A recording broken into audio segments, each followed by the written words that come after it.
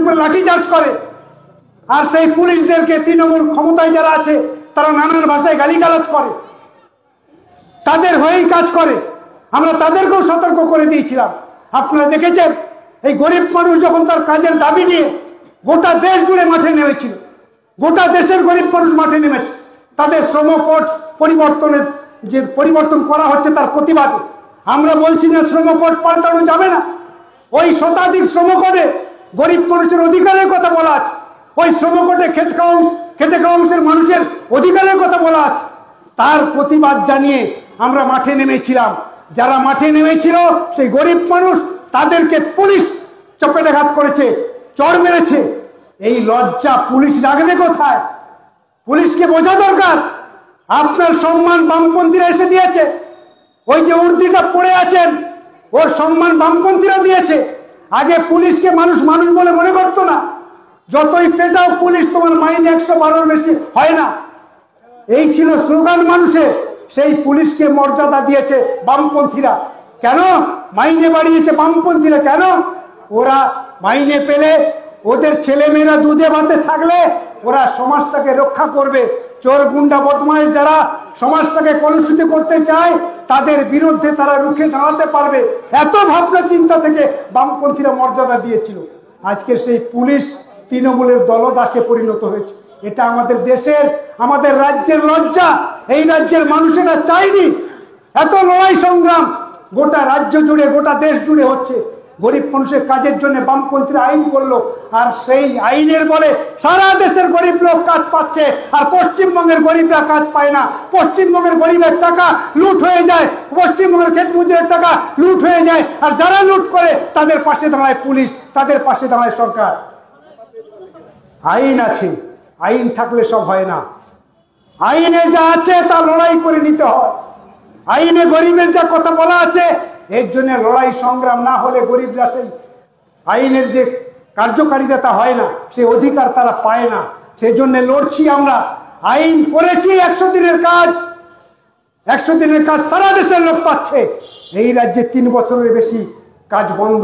মমতা ব্যানার্জিরা চুরি করেছে, তার নেতা মন্ত্রীরা চুরি করেছে, তাই আজকের কাজ বন্ধ।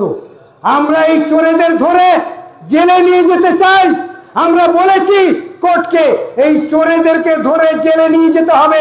প্রয়োজন হলে এই রাজ্যের মুখ্যমন্ত্রী যে চোরেদের রানী তাকেও জেলে নিয়ে যেতে হবে। জেলে নিয়ে গিয়ে গরিবদের কাজের ব্যবস্থা করতে হবে। ওরা আইন মানলো না, 1 তারিখ থেকে কাজ করার কথা। দিল্লির সরকারও আইন মানলো না, রাজ্যের সরকারও আইন মানলো না। বুঝে নিন আপনারা, আইন ভাঙছে মমতা ব্যানার্জি, আইন ভাঙছে নরেন্দ্র মোদী, অর্থাৎ দেশ এবং রাজ্য যারা চালাচ্ছে এরা আইন ভাঙছে, এরা আইন মানে না। আর সরকার যখন আইন ভাঙে তখন চোর গুন্ডা বদমাশ অসৎ প্রকৃতির লোকেরা মনে করে সরকারটা তাদের, তাই তারা দাপিয়ে বেড়ায়, তাই তারা নারী নির্যাতন করে, তাই তারা বলাৎকার করে, তাই ধর্ষণ হয়। সেই ধর্ষণ ঠেকানো যায় না। সরকার যদি দুর্নীতির সঙ্গে আপোষ করে তাহলে এটা পুরো থামানো যায় না। আজকে চোরগুন্ডা বদমাইশরা মনে করছে সরকারটা তাদের, তাই তারা এই জিনিস করছে। আমাদের রাজ্য এবং দেশ সেই জায়গায় দাঁড়িয়ে আছে। এর বিরুদ্ধে লড়াই না করলে হবে না। গরিবদের লড়াই মাঠে থাকবে। লড়াই করার মধ্য দিয়ে কোর্টের যে আইন, কোর্টের যে রায় তা বাস্তবায়িত করতে হবে। লড়াই দুর্বল হলে, আন্দোলন দুর্বল হলে আপনি আপনার অধিকার আদায় করতে পারবেন না। আজকে সুযোগ এসেছে, সময় এসেছে। গোটা রাজ্যের মানুষ, গরিবরা আজকে ঘর থেকে বেরিয়েছে। গরিবরা বুঝেছে এই দুর্নীতিবাজ, এই চোরেদের হটাতে না পারলে গরিবরা মর্যাদা পাবে না, তাই গরিবরা আজকে ঘর থেকে বেরোচ্ছে। আপনাদের এখানে মিছিল, আজকের মেজাজ, আজকের আওয়াজ সেই ইঙ্গিত দিচ্ছে।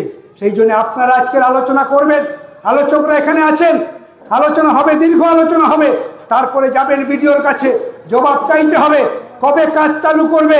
100 দিনের কাজটা তার নয়, 100 দিনের কাজটা আমাদের হকের। আইন আছে তাই আমরা চাইছি। আর কাজ দিতে না পারলে ভাতা দিতে হবে। এরপর থেকে 20 তারিখ থেকে 30 তারিখ পর্যন্ত গোটা রাজ্য জুড়ে সব ব্লকে আবার অবস্থান বিক্ষোভ হতে থাকবে। বিডিও অফিস করতে পারবে না, বিডিও অফিসে কাজ করতে পারবে না। সব মানুষ বসে থাকবে এখানে। কাজ যতদিন না দেবে ততদিন সব বিডিও অফিসগুলোতে আমরা গরিবরা গিয়ে হত্যে দিয়ে বসে থাকবো। সরকার দেখি কোন দিকে যায়। যতদিন না কাজ আদায় হবে ততদিন আমাদের এই লড়াই জারি থাকবে। সেই লড়াইয়ের শরিক হচ্ছেন আপনারা, সেই লড়াইয়ের সাথী হচ্ছেন আপনারা। আপনারা সকলে ভালো থাকবেন। আপনাদের এই আন্দোলন কেউ থামাতে পারবে না। এই আন্দোলন চলতে থাকবে। যতদিন না গরিবরা অধিকার পাবে ততদিন এই আন্দোলন চলবে। সেই আন্দোলনের পাশে গোটা রাজ্যের মানুষ আছে, গোটা রাজ্যের কৃষক, ছাত্র, যুবরা আছে। আপনাদের জয় অবশ্যম্ভাবী হবে। এই কথা বলে আপনাদের সকলকে অভিনন্দন, লাল সালাম জানিয়ে আমার বক্তব্য আমি ইতি করছি। ইনকিলাব জিন্দাবাদ, বাম ঐক্য জিন্দাবাদ।